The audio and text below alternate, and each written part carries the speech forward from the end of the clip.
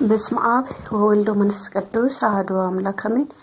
አንድ አምላክ በሆነ በአብ ወልድ በመንፈስ ቅዱስም ሐምሌ 25 በዚች ቀን ቁጥር የሌላቸው ተአምራትና ድንቆችን ባሳየባት በምስር ሀገር የቅዱስ መርቆሬዎስ ቅዳሴ ቤተክርስቲያኑ ሆነ። በረከቱ ከኛ ጋር ትኖር ለዘላለሙ አሜን። በዚህም ቀን የደብረ ሊባኖሱ አባ ሕፃን ሞአ አረፈ።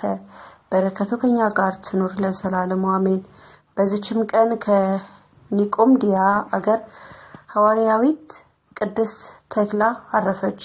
ይህችም ቅድስት በቅዱስ ሐዋርያ በጳውሎስ ዘመን ሐዋርያዊት ሆነች።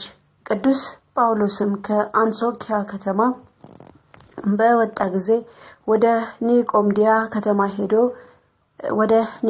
ከተማ ሄደ። በዚያም ስሙ ሰፋሮስ የሚባል ምእመን ሰው ነበረ። ቅዱስ ጳውሎስን ወስዶ በቤቱ አኖረው። ብዙ አሕዛብም የሐዋርያው የጳውሎስን ትምህርት ይሰሙ ዘንድ በእርሱ ዘንድ ይሰበሰቡ ነበር። ይህች ቅድስት ቴክላም በቤቷ መስኮት ተመለከተች፣ የሐዋርያውንም ትምህርት ሰማች። እንዲሁም ትምህርቱን እያዳመጠች ሳትበላና ሳትጠጣ 3 ቀኖች ቆየች። ትምህርቱን በልቧ አደረ። አባትና እናቷ ቤተሰቦቿ ሁሉ አዘኑ። ከምክሯም እንድትመለስ ሐዋርያው ጳውሎስንም እንዳትከተል ለመኗት። ነገር ግን አልሰማቻቸውም። ሁለተኛም አባቷ ወደ ንጉሱ ሄዶ ሐዋርያው ጳውሎስን ከሰሰው። ንጉሱም ወደ እርሱ አስቀርቦ ስለ ስራው ጠየቀው። ነገር ግን የሚቀጣበት ምክንያትን በላዩ አላገኘም ነበር። ሐዋርያው ጳውሎስንም እንዲያስሩት አዘዘ። ይህች ቅድስት ቴክላም ልብሶቿንና ጌጦቿን ከላይዋ አስወገደች። ወደ ቅዱስ ጳውሎስም ሄዳ ከእግሩ በታች ሰገደች። በእርሱም ዘንድ እየተማረች ተቀመጠች። ወላጆቿም በፈለጓት ጊዜ አላገኟትም። በሐዋርያው ጳውሎስ ዘንድ እርሷ እንዳለች ሰዎች ነገሯቸው። በመኮንኑም ዘንድ ከሰሷት። እርሱም በእሳት እንዲያቃጥሏት አዘዘ።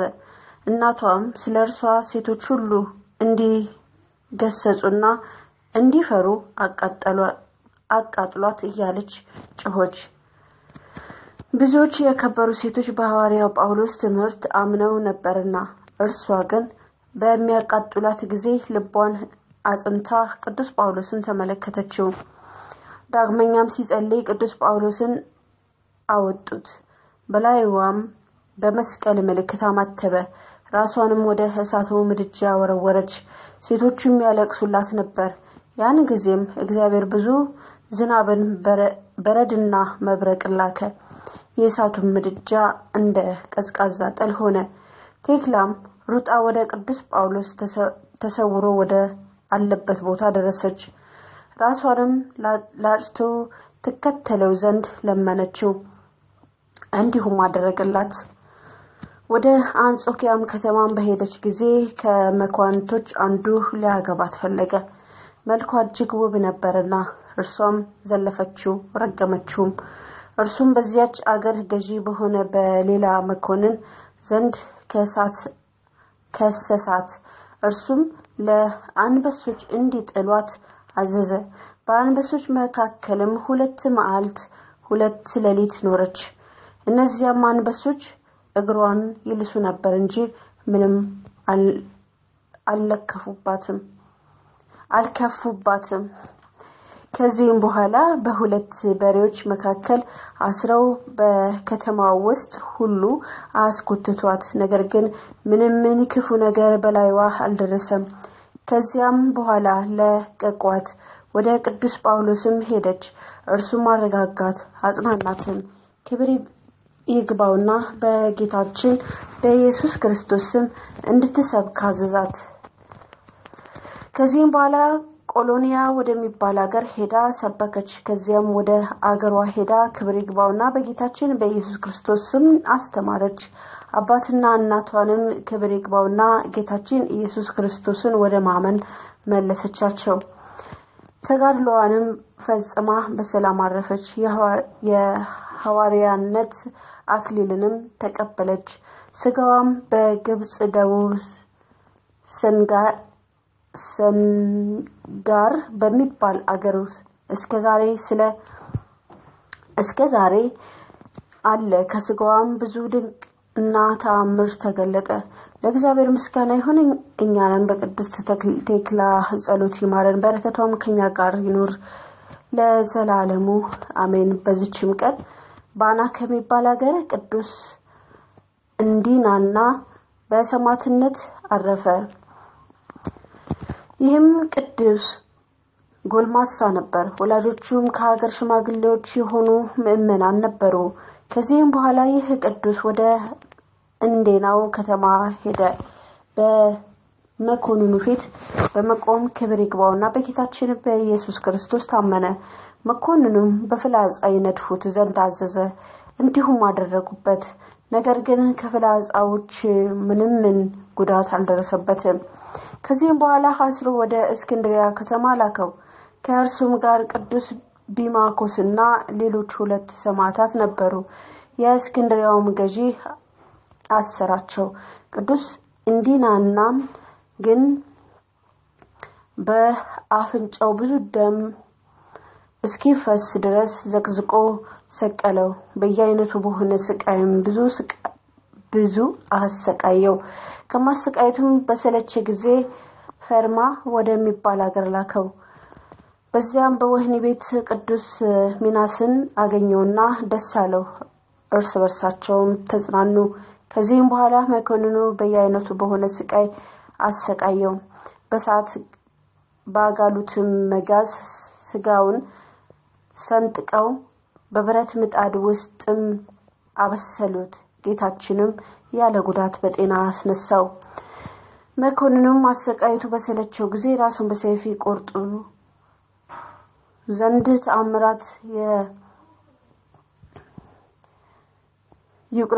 ተአምራት የሰማዕትነትም አክሊል በመንግስተ ሰማያት ተቀበለ። ከስጋውም ታላላቅ ተአምራት ተደረጉ። ለበሽተኞችም ፈውስ ተደረገ። ለእግዚአብሔር ምስጋና ይሁን። እኛንም በጸሎቱ ይማረን፣ በረከቱም ከኛ ጋር ትኑር ለዘላለሙ አሜን። በዚህችም ቀን ደግሞ ይስሐቅ በሰማዕትነት ሞተ። ይህም ቅዱስ ሳምሳ ከሚባል አገር ነበር። እሱም የአትክልት ቦታዎች ጠባቂ ነበረ። ደግ የዋህና ጽሙድ አገልጋይ ነበረ። ስጋም አይበላም ነበር ወይንም አይጠጣም ነበር። በየ2 ቀን ይጾም ነበር። ቅጠልም ይበላ ነበር። ድሆችንና ችግረኞችንም ይጎበኛቸው ነበር። ከደሞዙም የምትርፈውን ይሰጣቸው ነበር።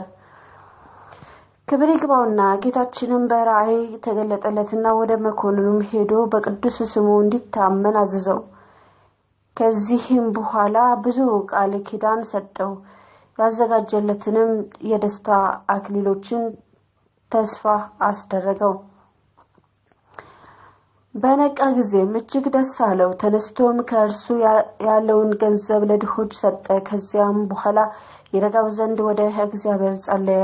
ወደ መኮንኑም ደርሶ ክብር ይግባውና በጌታችን በኢየሱስ ክርስቶስ ታመነ። መኮንኑም ጽኑ ስቃይን አሰቃየው፣ በእሳትም አቃጠለው። ሕዋሳቱንም ቆራርጦ ሰቀለው፣ በመንኮራኩርም አበራየው። ጌታችንም ያጸናውና ይፈውሰው ነበር። ከመሰቃየቱም የተነሳ በሰለቸ ጊዜ ራሱን በሰይፍ ይቆርጡ ዘንድ አዘዘ። ከማሰቃየቱም ብዛት የተነሳ በሰለቸው ጊዜ ራሱን በሰይፍ ይቆርጡ ዘንድ አዘዘ። የሰማዕትነትንም አክሊል በመንግስተ ሰማያት ተቀበለ። ከዚህም በኋላ ምእመናን ሰዎች ከሀገሩ ሳምሳ መጥተው ስጋውን ወሰዱ። በአማሩ ልብሶችም ገንዘው የመከራ ዘመን እስኪፈጸም ድረስ በመልካም ቦታ አኖሩት። ከዚያም በኋላ ውብ የሆነች ቤተክርስቲያን ሰሩለት። ስጋውን በዚያ አኖሩት። ከእርሱም ድንቆችና ታምራቶች ተገለጡ። ለእግዚአብሔር ምስጋና ይሁን። እኛንም በጸሎቱ ይማረን፣ በረከቱ ከኛ ጋር ትኑር ለዘላለሙ አሜን። ዳግመኛም በዚህች ቀን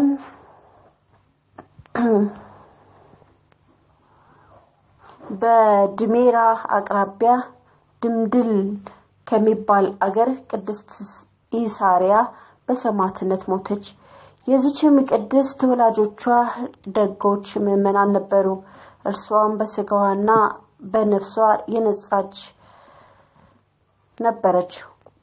ሁልጊዜም ትጾምና ትጸልይ ነበር። 11 ዓመትም በሆናት ጊዜ እርሷ ቆማ ስትጸልይ ጌታችን ታላቅ ብርሃንን ገለጠላት። የመላእክት አለቃ ቅዱስ ሩፋኤልም ተገልጦ እንዲህ አላት።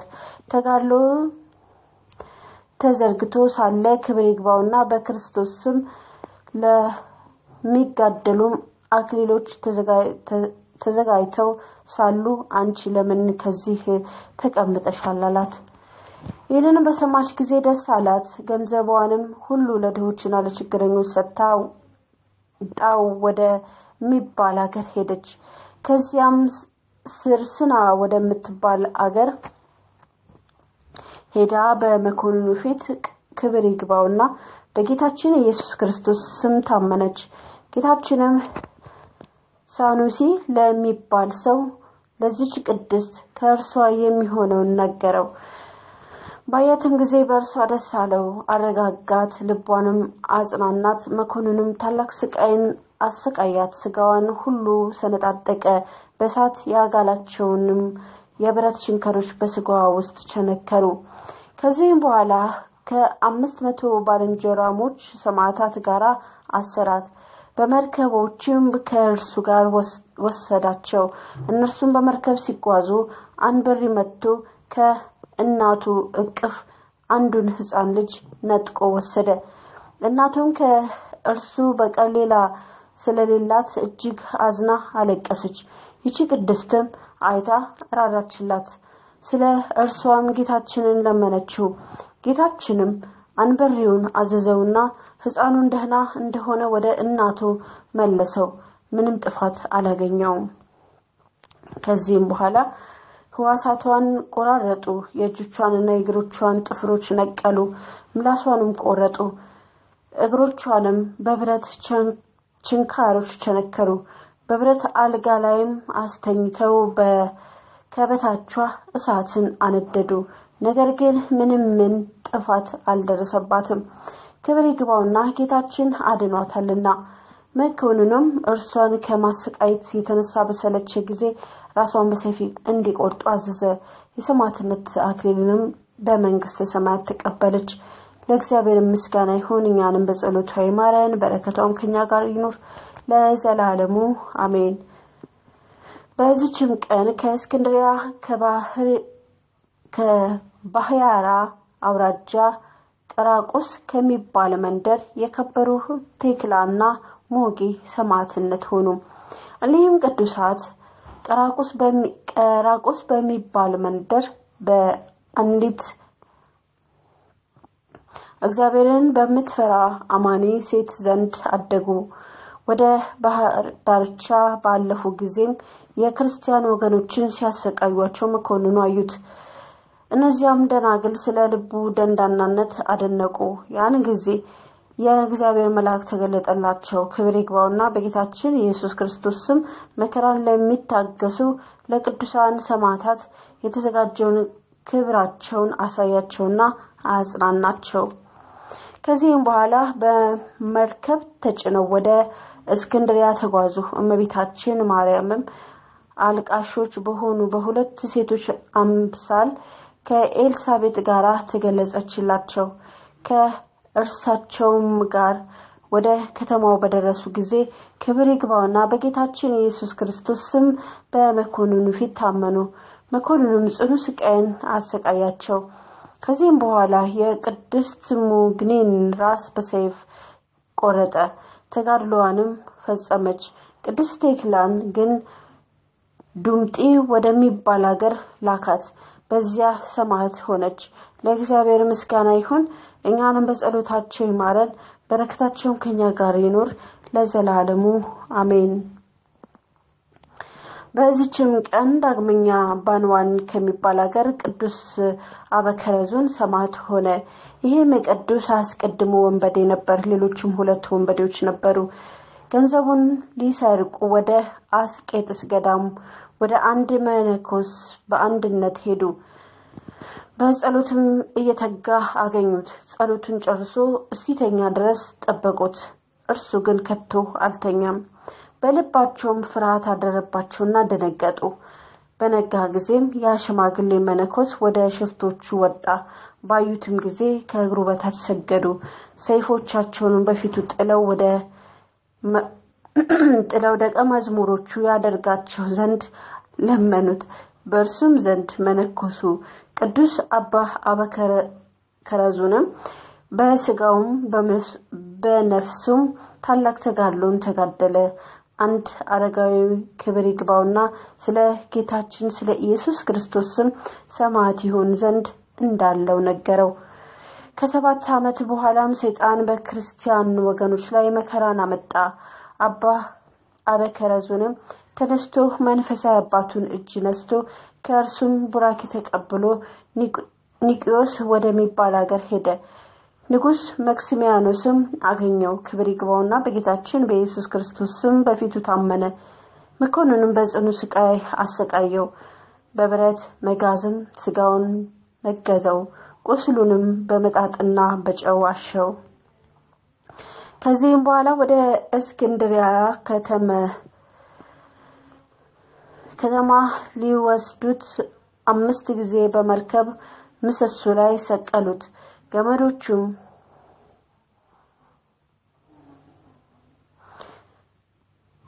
ገመዶችም ተበጠሱ። ከማስ በተሰራ ጋን ውስጥም አድርገው በባህር ጣሉት። ከእግዚአብሔርም የተላከ መልአክ ከባህር አውጥቶ ወደ ገምኑዲ ከተማ እንዲሄድ አዘዘው። ብኑም ወደሚባል አገር ደረሰ። ስለ አባ አበከረዙንም ጠየቀ። እነርሱም አላወቁትም ነበርና ከብዙ ጊዜያትም ጀምሮ ከዚህ ሄዷል፣ ወዴት እንዳለም አናውቅም፣ ወሬውንም አልሰማንም አሉት። አንዲት ብላቴና ግን አስተውላ አወቀችው፣ ፈራችም። ከፍርሃቷም ብዛት የተነሳ ወደቀችና እንስራዋ ተሰበረ። እርሷም ሰዎች ይህ አባ አበከረዙን ነው አለቻቸው። የአገሩ ሰዎችም ሁሉ ፈጥነው መጥተው ከእርሱ ተባረኩ። ደዌ ያለባቸውም ወደ እርሱ ይመጡ ነበር። እርሱም በዘይት ላይ ጸልዮ ሲቀባቸው ወዲያውኑ ይድኑ ነበር። ከዚህም በኋላ ወደ ገምኑቲ ከተማ ሄደ። ከወታደሮቹም አንዱን እኔ ክርስቲያን ነኝና በዚህ ከተማ ውስጥ አስረህ ጎትተኝ አለው። እርሱም ወደ መኮንኑ እስከሚያደርሰው እንዳዘዘው አደረገ። መኮንኑም በእንጨት ላይ ዘቅዝቆ ሰቀለው። በአፍንጫውና በአፉም ብዙ ደም እየፈሰሰ 10 ቀኖች ኖረ። አባ አበከረዙንም የጭፍራ አለቃውን ልጅ ረገማትና ወዲያውኑ ሞተች። በመቃብርም 12 ቀኖች ኖረች።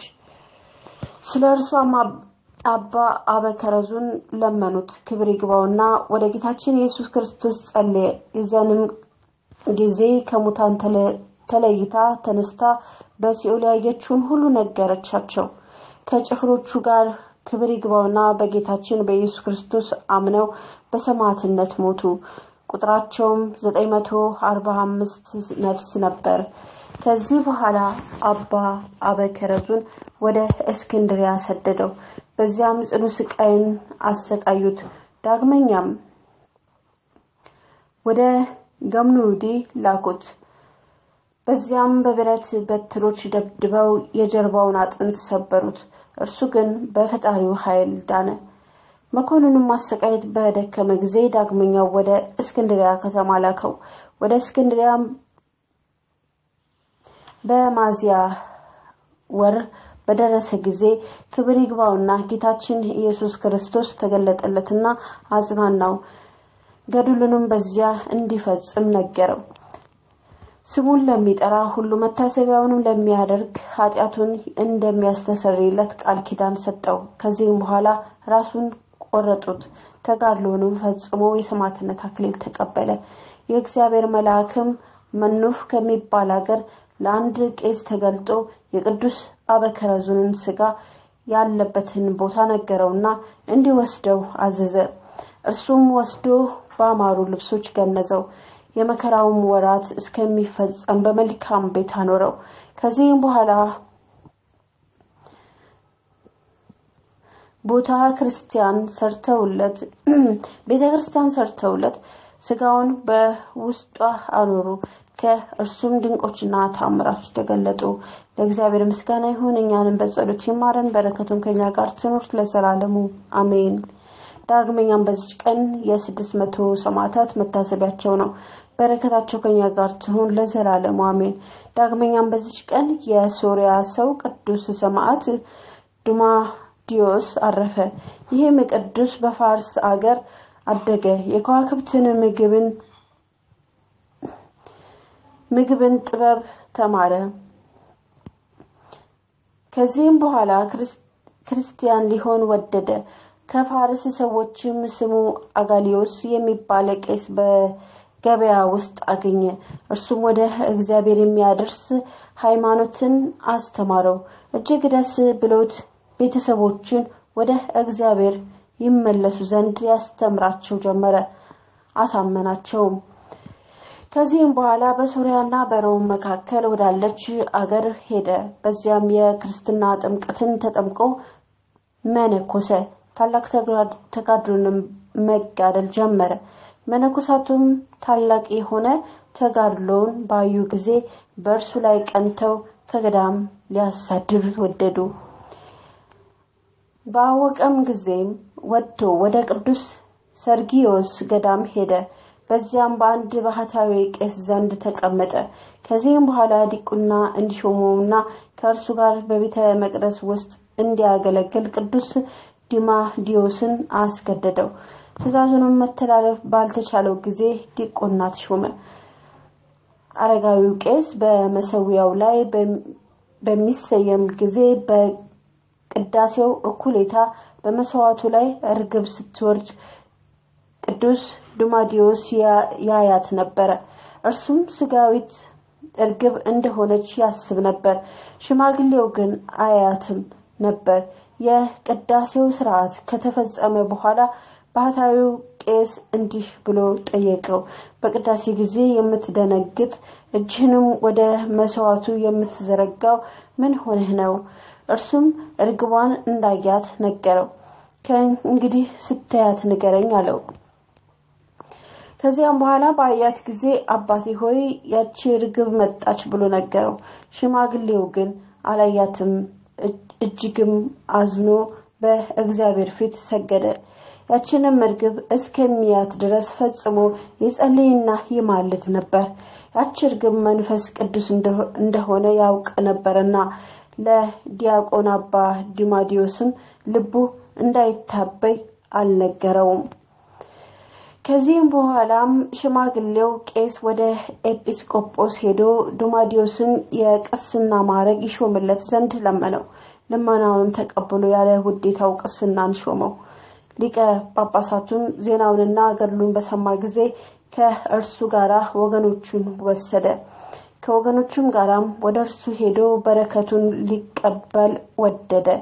ቅዱስ ዱማዲዮስ ግን በመንፈስ ቅዱስ አውቆ ከዚያ ተሰውሮ ሄደ።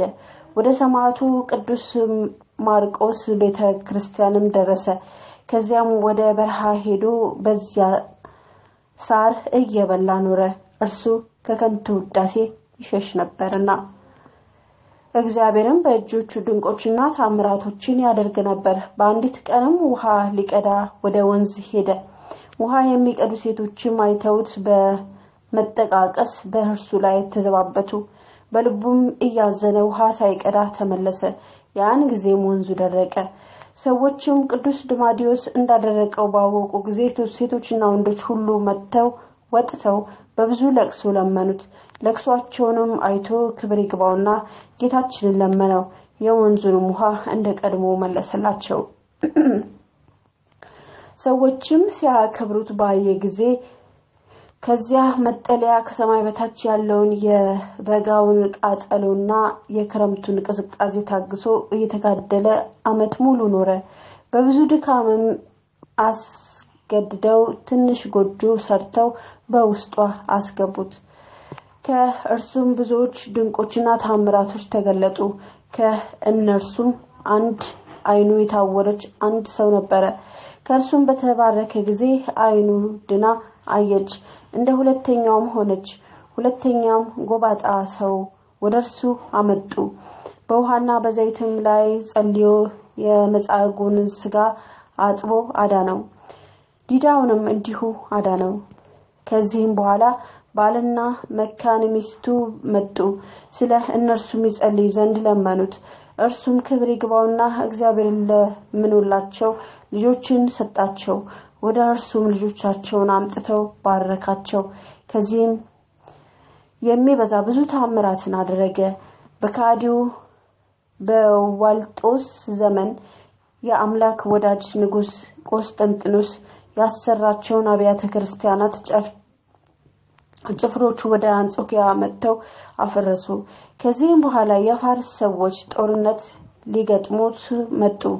ሲጓዙም ወደ ቅዱስ ዱማዲዮስ ማደሪያ ደረሱ። ስለርሱም ለመኮንኑ ነገሩት።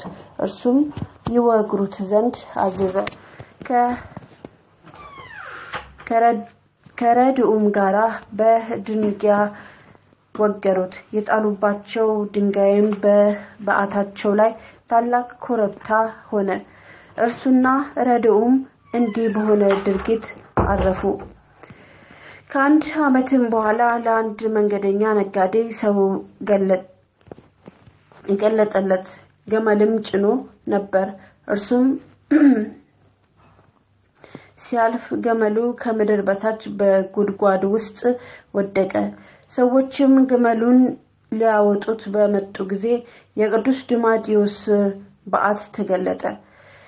ቆፍረውም የቅዱስ ዱማዲዮስንና የረድኡን ሥጋ በክብር አወጡ። ይኸውም በአረፈበት በሐምሌ 25 ቀን ነበር። ቤተክርስቲያኑንም ሰርተው የእርሱን ሥጋና የረድኡን ሥጋ በውስጧ አኖሩ። ጌታችንም ከእርሱ ብዙዎች ታምራትን ገለጠ። ለእግዚአብሔር ምስጋና ይሁን። እኛንም በቅዱሳን ጸሎት ይማረን።